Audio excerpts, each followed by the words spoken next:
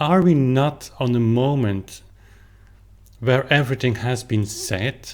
Hello there and welcome to this video in which I would like to share with you some thoughts on the so-called neoclassical music I like to play, or I played on the channel starting more than a year ago with the first sonata that I featured here on the channel, the C minor sonata by Kostas Papasoveropoulos, and I think I did already 6 of his works, more are coming, and recently we had a very young composer, Michael Anton, who joined the club, so to say. I want to make clear that I do not have, by far I would say, an overview of what is going on this field, how many people are working or are writing actually on a professional level in this style, neoclassical style, so to say. What I can address, however, is the fact that I named on my channel the playlist that contain all works that I've played from Kostas, until now only by him, and maybe I should add the work of Michael Anton to that playlist as well.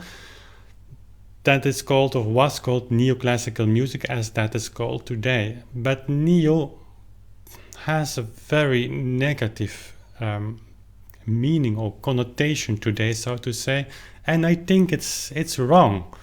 And let me say why. I've written a sentence, I can better read it because that's really more to the point than just telling it to you.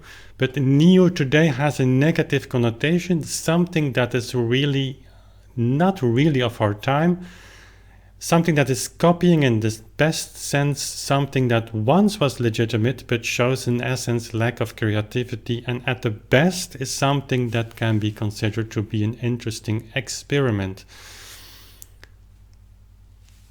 That's kind of definition, so to say, how people perceive works that are labeled neo, and that's one of the reasons I want to get rid of that term neo.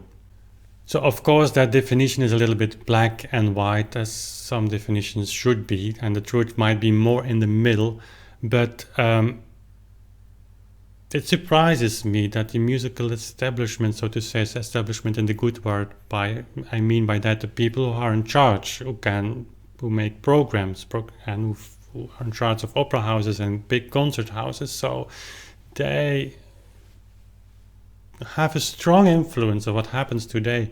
So it surprises me that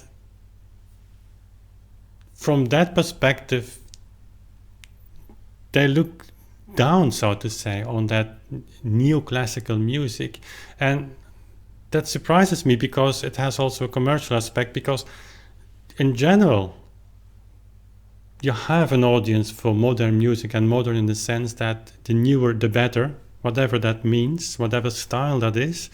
But the majority of people today responds much more to an opera in the style of Mozart. And I can understand, because that has a harmonic progression that we can understand. It's not that we are lazy, but we relate to those things. It's like we relate to a kind of logical sense. 1 + 1 is 2.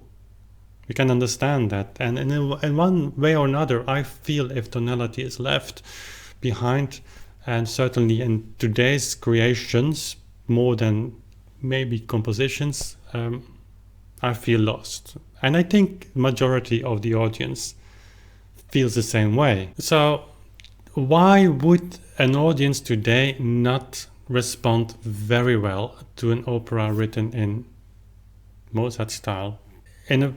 If you take this idea further, you could say, are we not on a moment where everything has been said? I mean, what else can you invent for making progress, quote unquote progress, on musical style? And maybe you could even say that from the second Viennese school with J.S.Bach, with atonality, that was the end point of development. All that came after that is, more or less the same. And today you often see compositions that are more, maybe not even compositions, but more works or more creations, so to say. And maybe it's just a reflection that we must acknowledge today in 2016, that we came to an end point of all that can be said within the framework of the Western language of music. And in one way or another, and you see that in many fields, people look back. And that's something we started to do very strongly last half century. But before that, actually from and just behind, after Beethoven's time, people started to look back, and the big figure of J.S.Bach has to do with that. But today we're really looking back, and there is a kind of disconnection with the compositions of today, which was unthinkable in Mozart's time.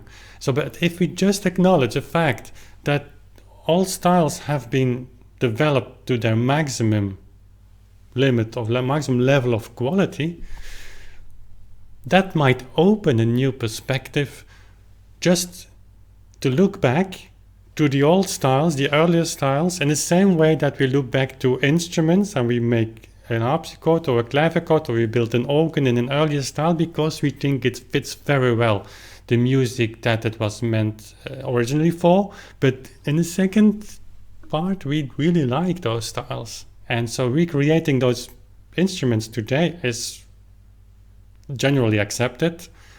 So why not with musical compositions? And I like the idea because that would give a major input to the music practice of today, also our historically informed performance practice, or whatever you want to call it, because playing these works, like the works of Kostas Papazafiropoulos, it feels refreshing. It's rewarding also in the sense that you can talk to the composers, but I think in a more economical way, in a broader sense, it can have also a commercial impact because, again, I think people really would like that style. It would open new ways and new dynamics, and it would give the professional composers that really compose professionally in that style, would give a platform that they deserve. And out of that can come a really new way of looking to music, and also a new international scene. I know that will not be for tomorrow, but it's something to reflect on, I think. And that's just something I wanted to share with you. Leave in the comment boxes if you have something to share or your own thoughts. It would be nice to read and to share it with others. So that was a video that I felt I must make after releasing the Sonata Opus 113 of Kostas. I hope you can take something out of that. Okay, thank you for watching, and see each other soon again. Bye.